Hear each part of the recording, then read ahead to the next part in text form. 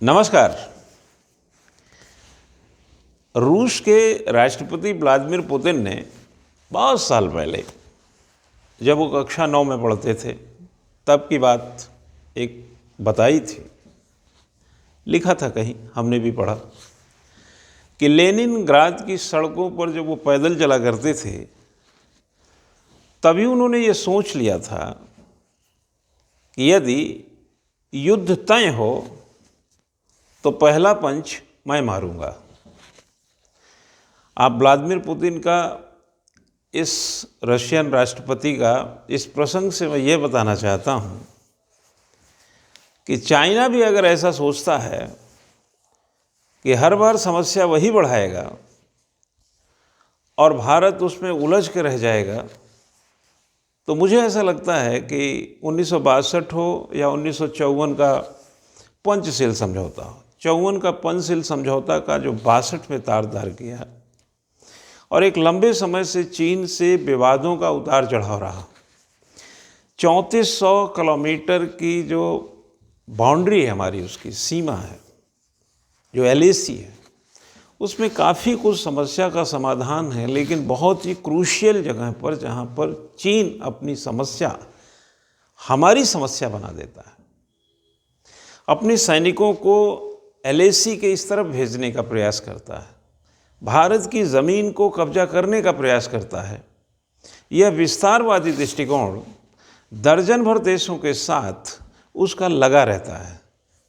कई देश उसके दुश्मन हैं, चीन अकेला है या कई लोगों से घिरा है, इस पर कोई जिक्र नहीं करूँगा, लेकिन चीन किस तरह का अपना एक वातावरण रखता है अपने अंदर, उसको ध्यान में रख करके अभी जो भारत के रक्षा मंत्री और चीनी रक्षा मंत्री के बीच मास्को में 2.5 घंटे की भेंट 4 सितंबर को हुई, उसको लेकर के मैं कुछ बातें बताना चाह रहा हूँ। आपको अच्छी तरह पता है कि मई में लद्दाख में जो समस्या पैदा हुई, उसके बाद 15-16 जून को आप देखें, जहाँ पर भिड़ंत हुई, एक कर्नल सहित हमारे 20 सैनिक शहीद हुए, उसके भी बहुत सारे सैनिक शहीद हुए, उसका कोई ऑफिशियल डेटा नहीं है। उसके बाद भी अभी अगस्त लास्ट में ज़मीन कब्जाने की फिराक में एक बार फिर उसकी कोशिश नाकाम हुई। पैंगोंग झील के जो फिंगर पॉइंट्स हैं, जहाँ पर भारत ऊंचाइयों पर बैठा हुआ है, चीन बहुत खल रहा है, चीन चेतावनी देता रहा। इसके पहले भी जून 2017 में डोकलाम विवाद का वो जिम्मेदार रहा, और एक लंबे समय तक डोकलाम विवाद खींचते खींचते उसको करीब 73 दिन लेके गया, और आफ्टर ऑल लास्ट अगस्त में वो पीछे हटा था। हालांकि डोकलाम विवाद पूरी तरह से ख़त्म नहीं हुआ है। अगर हम कान में तेल डाल के बैठ गए हैं तो अलग मुद्दा है, लेकिन चीन के कान और आँख और उसकी चतुराई और उसका किडनी लीवर बिल्कुल काम कर रहा है डोकलाम को लेकर के भी। एक जगह से समस्या खत्म नहीं होती कि दूसरी जगह पर समस्या बढ़ा लेता है, और यह समस्या भारत को ही झेलनी पड़ती है।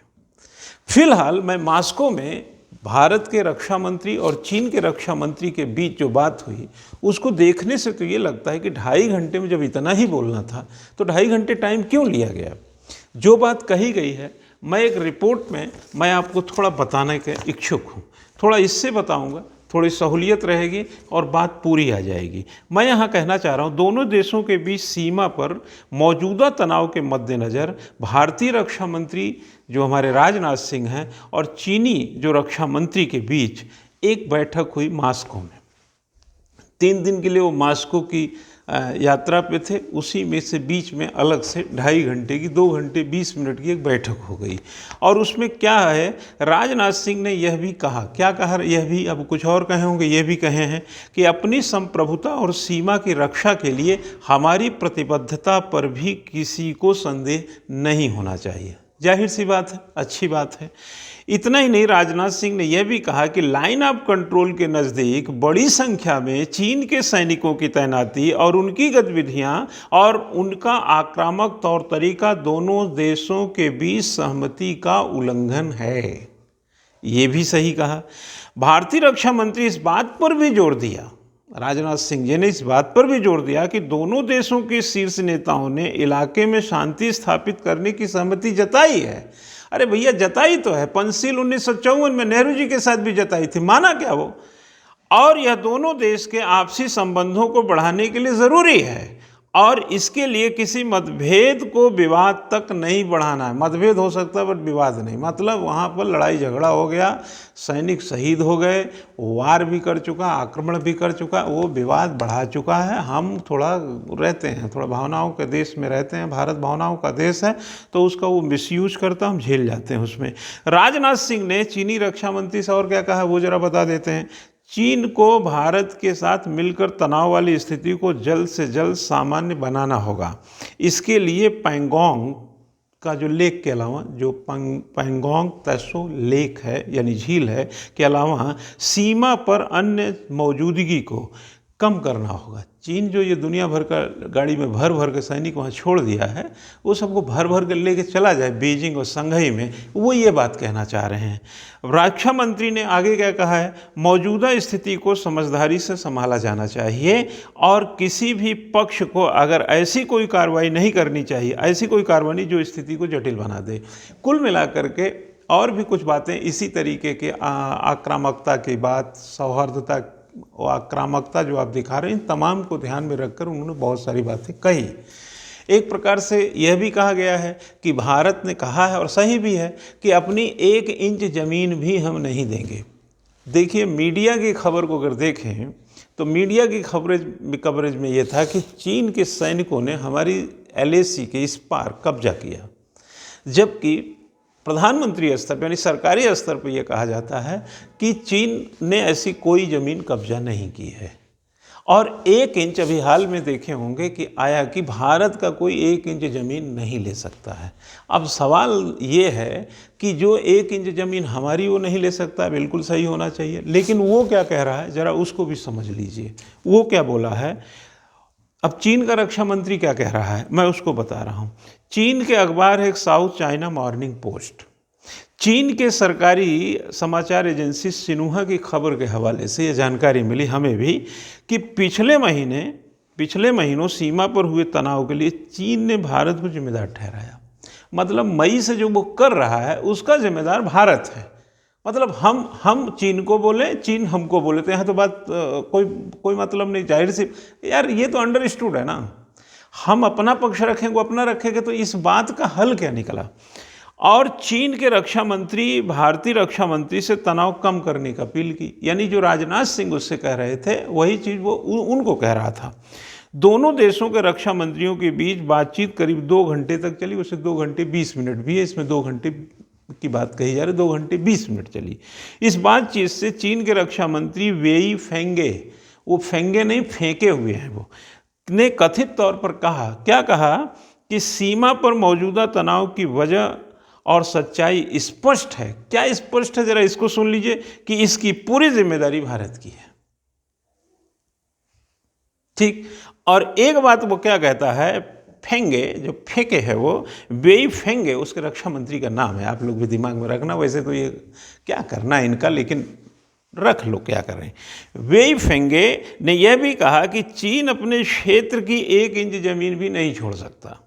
राष्ट्रीय संप्रभुता, यही हमारे भारत के रक्षा मंत्री बोले, संप्रभुता को लेकर, और अपनी सीमा, अपनी अखंडता, अपनी रक्षा की पूरी तरह वो प्रतिबद्ध है। यानी जिसके लिए वो प्रतिबद्ध हैं उसी के लिए हम प्रतिबद्ध हैं। अब सवाल उठता है कि गलत कौन है, तो देखो भाई गलत और सही का सवाल नहीं है, यहाँ पर सवाल यह है कि यह रार चीन क्यों बढ़ाता है, चीन क्या चाहता है, चीन क्यों ऐसा करता है। चीन बहुत ही समझौतों को तोड़ने वाला, ढीठ किस्म का देश, गैर संवेदनशील, पारदर्शिता का बिल्कुल अभाव है वहाँ पर, लोक कल्याण बिल्कुल जमीन चाट रहे हैं वहाँ, मतलब जमीन पे गिरे पड़े हुए हैं, और उसके अंदर ओपन अप्रोच जैसा दृष्टिकोण बिल्कुल नहीं है। भारत ठीक इसके उलट है। भारत संवेदनशील भी है, पड़ोसियों के प्रति संवेदनशील है, पारदर्शी है, दृष्टिकोण व्यापक रखता है, इमोशनल है, और भी जो भी तरह तरह की चीज़ है उसके अंदर है। संप्रभुता से समझौता, एकता और अखंडता से समझौता भारत नहीं करता है। शायद यही कारण है कि तमाम कमजोरियों के बावजूद भी झुकने का कभी कोशिश नहीं किया, क्योंकि यह चीज़ अगर चली गई तो आन बान शान को बट्टा लग जाएगा। अब सवाल उठता है कि चीन को कैसे हम सबक सिखाएं। चीन को सबक सिखाने के लिए चीन के बाज़ार को भारत से ख़त्म करने की जो मुहिम चल रही है, चाहे वो इलेक्ट्रॉनिक सामान हो, चाहे वो ऐप्स वगैरह हों, चाहे रेलवे में ठेके हों, चाहे जिस तरीके की भारत में उसकी तमाम सामानों में एंट्री है। अगर मैं आपको खुले तौर पे बोलूं तो चीन हमारे रग रग में है, हमारे हीमोग्लोबिन में है। चीन को जल्दी से निकाल पाना मुश्किल है, लेकिन असंभव बिल्कुल नहीं है। तीसरी चीज़ है, चीन दक्षिण चीन सागर में अपना दबदबा बना के रखता है, जबकि जापान और दक्षिण कोरिया जैसा देश भी, और यहाँ तक कि आसियान के देशों को भी यह चीज़ पसंद नहीं है। अमेरिका को भी पसंद नहीं है, ताइवान को भी पसंद नहीं, वियतनाम को भी पसंद नहीं है, और आसियान के 10 देश हैं कुल मिलाकर, उनको पसंद नहीं है। लेकिन वो खुल के चीन का मुखालफत नहीं कर पाते। उसके पीछे कारण है कि चीन का दबदबा दक्षिण चीन सागर से आसियान के बाजार पे भी है, और चीन ने किस तरीके से वहाँ पर अपना को संतुलित कर लिया है, यह चीज़ भी बहुत ज़्यादा मार्के की है। चीन ने मार्केट भी बढ़ाया और अपने को मार्केबल बनाने का प्रयास किया कि समुद्र भी हड़प लें, दूसरे देश पर भी हस्तक्षेप कर दें, और न जाने कितनों को कर्जा दे देकर उनको गुलाम भी बना लें, जिसमें पाकिस्तान जैसे देश पहले नंबर पे आते हैं। उसके बाद दक्षिण आप आएंगे हिंद महासागर में, चाहे मालदीव और श्रीलंका पर वो कर्जा देना, और जिस तरीके से द्वीप पर अपना एक प्रकार से सरोकार रख कर के करोड़ों अरबों झोंक देना, अपना अड्डा बना लेना, हिंद महासागर में अपनी मोनोपोली को बढ़ावा देना, जो कि भारत के लिहाज से किसी भी तरीके से ठीक नहीं है। और भारत इतना ही नहीं, इधर वन बेल्ट वन रोड वाला जो मामला है वह भी प्रॉब्लम है।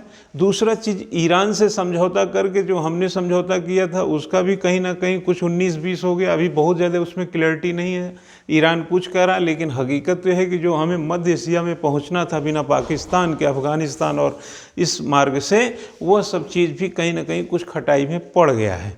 कुल मिलाकर के देखा जाए तो अब उसके जो संदर्भ निहित बात है चीन के, चीन जिस तरीके से अपनी हमारी ज़मीन को लेकर के नज़र रखता है, अरुणाचल से लेकर लद्दाख तक, उसकी जो किलोमीटर है एक तो बहुत ज़्यादा है, करीब 3,500 किलोमीटर LAC है। और कभी वो सिक्किम में प्रॉब्लम करेगा, कभी डोकलाम में करेगा, कभी लद्दाख में करेगा, कभी अरुणाचल में करेगा, कभी उत्तराखंड के सीमाओं पे भी कर देगा। मतलब उसके पास इतना विवाद करने की जगह है कि जिसका कोई हद नहीं है। हालांकि भारत ने सीमा पर सड़कें वगैरह बना करके यह सब चुनौतियों को झेलने के लिए अपने को तैयार कर लिया है। कुल मिलाकर के मई में लद्दाख की समस्या, जून में जो भिड़ंत हुई, अगस्त में उसकी कोशिश, और अभी भी जिस तरीके से सेंसिबल जोन ये सीमा बनी हुई है, लद्दाख वाली जो बात कर रहे हैं, इसमें बहुत कुछ निश्चित नहीं कहा जा सकता है। जिस तरीके से खबरें आती हैं और जिस तरीके का एक दृष्टिकोण है, सिंपल सी बात है कि चीन एक मनोवैज्ञानिक टूटन का इंतज़ार कर रहा है। चीन सोचता है कि मनोवैज्ञानिक तौर पे भारत को तोड़ा जाए। वैसे मेरा अंदाज़ा है कि चीन डोकलाम के समय में जिस तरीके से युद्ध की एक रणनीति बना लिया था, इजराइल से लेकर जापान और अमेरिका या फ्रांस जैसे देश भारत के समर्थन में उतरे थे। चीन मनोवैज्ञानिक तौर पे टूटा था कि नहीं, लेकिन डोकलाम के विवाद से पीछे हटा था। हमें लगता है कि चीन देखता है कि भारत कब तक डटता है, उसके बाद वह अपनी रणनीति बदलता है। तो चीन क्या चाहता है? चीन चाहता है कि भारत मनोवैज्ञानिक रूप से टूटे, लेकिन भारत डोकलाम से या इसके पहले की घटनाओं से भी यह बता चुका है कि मनोवैज्ञानिक रूप से टूटता नहीं है, बल्कि दूसरों को चकनाचूर करने का इंतज़ार करता है। भारत कभी वार की धमकी नहीं देता है, लेकिन अभी आपने देखे होंगे कि हमारे CDS जो बिपिन रावत जी हैं, उन्होंने कह दिया है कि अगर ये सब नहीं हुआ तो खुला हुआ है विकल्प, सेना वाला भी विकल्प खुला हुआ है। अब चीन की ये छटपटाहट जाहिर सी बात है, एक तरफ चीन का बाजार खाली हो रहा है, जिसमें कि तरह तरह की उसके जो अगर रकम जोड़ी जाए तो अरबों करोड़ों के घाटे चल रहे हैं। आपको मैं बता दूं कि 95 अरब डॉलर का व्यापार हमारे और चीन के बीच में होता है। हम दुनिया से 105 अरब डॉलर का जो घाटा है हमारा, उसका आधा घाटा चीन से होता है। चीन का बाज़ार यहाँ फलता है, फूलता है। चीन का बाज़ार आसियान में फलता है। हम आसियान में भी एंट्री चाहते हैं। आसियान से होकर हम APEC की ओर जाना चाहते हैं, जो एशिया पैसिफिक का जो रीजन है, उधर हम जाना चाहते हैं, हम मिडिल ईस्ट में जाना चाहते हैं, हम कजाकिस्तान, तजाकिस्तान, तुर्कमेनिस्तान तक अपना बाजार ले जाना चाहते हैं, हम वहाँ से नशे की खेप को रोकना चाहते हैं। पाकिस्तान बीच में आ जाता है, इधर आसियान के इधर चले जाइए, दक्षिण चीन सागर और आसियान की तरफ थोड़ा चीन आ जाता है। हम बैलेंस करने में लगे रह जाते हैं और नीचे उतर जाएं दक्षिण में तो वहाँ भी चीन आ जाता है। तो चीन हमारे लिए एक मुसीबत है। चीन आर्थिक रूप से सशक्त देश है। चीन तो 14 ट्रिलियन डॉलर की अर्थव्यवस्था वाला है। हम जो हैं हम केवल मुश्किल से 3 ट्रिलियन डॉलर की अर्थव्यवस्था वाले हैं। 2024 तक हम 5 ट्रिलियन डॉलर की अर्थव्यवस्था करने की फिराक में थे, कोरोना ने सब तहस नहस कर दिया। तो कुल मिलाकर के आर्थिक मजबूती भारत की और चीन की आर्थिक कमजोरी संतुलन को स्थापित करेगी। यहाँ के बाजार को उसके उठा करके उसकी सीमा के बाहर फेंकना संतुलन का काम करेगा। दक्षिण चीन सागर में उसकी मोनोपोली को कमजोर करना संतुलन का काम करेगा। आसियान में भारत की जबरदस्त एंट्री हो जाए, ये संतुलन का काम करेगा। हिंद महासागर में जैसे कि मालदीव और श्रीलंका में भारत की दखल कमजोर ना हो, यहाँ संतुलन का काम करेगा। और जिस तरीके से अभी रसिया, जैसे मैं मॉस्को का उदाहरण दिया, एक तरफ चीन के साथ ऐसा चल रहा है, एक तरफ हमारे और सेना और रसिया का अंडमान निकोबार जो हमारा ये बंगाल बे ऑफ बंगाल में अगर सैन्य अभ्यास की बात हो तो इससे भी कहीं ना कहीं उसको मनोवैज्ञानिक कमजोरी मिलेगी। एक तरफ अमेरिका से ट्रेड वार है, जापान से पटती नहीं है, दक्षिण कोरिया भी उससे दूर ही रहता है और कई यूरोपीय देश हमारे साथ खड़े हैं। मौका अच्छा है, मनोवैज्ञानिक रूप से उसको लपेटा जा सकता है, तोड़ा जा सकता है। जब सैन्य विकल्प खुले करने की बात कही तो उसकी थोड़ी आवाज़ बदली थी। ऐसा लगता है कि चीन देखना चाहता है कि भारत घुटने पे कब है, कब अपनी एड़ियों पे खड़ा होता है और कब तन्नाक उसके सामने आता है। हमें लगता है कि चीन ये जानता है कि 1962 और 2020 के बीच का जो फासला है उतना ही ग्रोथ और वृद्धि सैन्य पॉइंट ऑफ व्यू से भी देश का भी, भारत का भी हुआ है। ऐसे में वो सीधे लड़ाई के बजाय मनोवैज्ञानिक लड़ाई करने के फिराक में होता है। लेकिन इस समय कोरोना देने वाला वो चीन मनोवैज्ञानिक रूप से कितना मजबूत अभी इसको समझने की ज़रूरत है।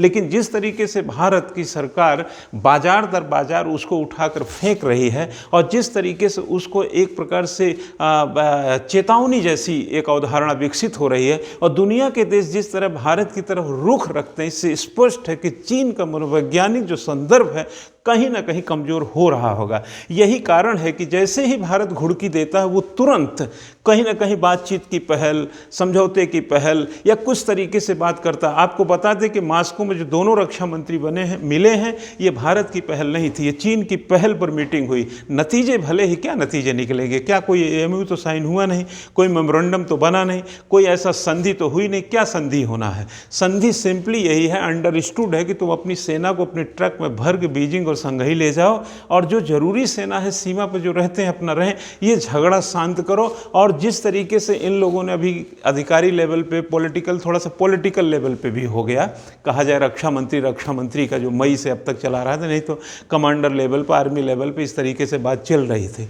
एक प्रकार से मैं कह सकता हूं कि कम से कम 18-20 बार जिनपिंग से मोदी जी की मुलाकात के बाद अगर ये हाल हो सकता है तो इसमें कोई दुविधा नहीं कि चीन जैसा वाहियात इस दुनिया में कोई देश नहीं हो सकता। इसलिए उसको मनोवैज्ञानिक रूप से टूटने का इंतज़ार करते रहना चाहिए और उसे भारत की ओर से कम यह संदेश देने की ज़रूरत है कि भारत वो भारत नहीं है, अपनी एकता, अखंडता और अपने देश की सुरक्षा के लिए चीन जैसे तमाम देशों के सामने चट्टान की तरह खड़ा रहेगा। Thank you very much.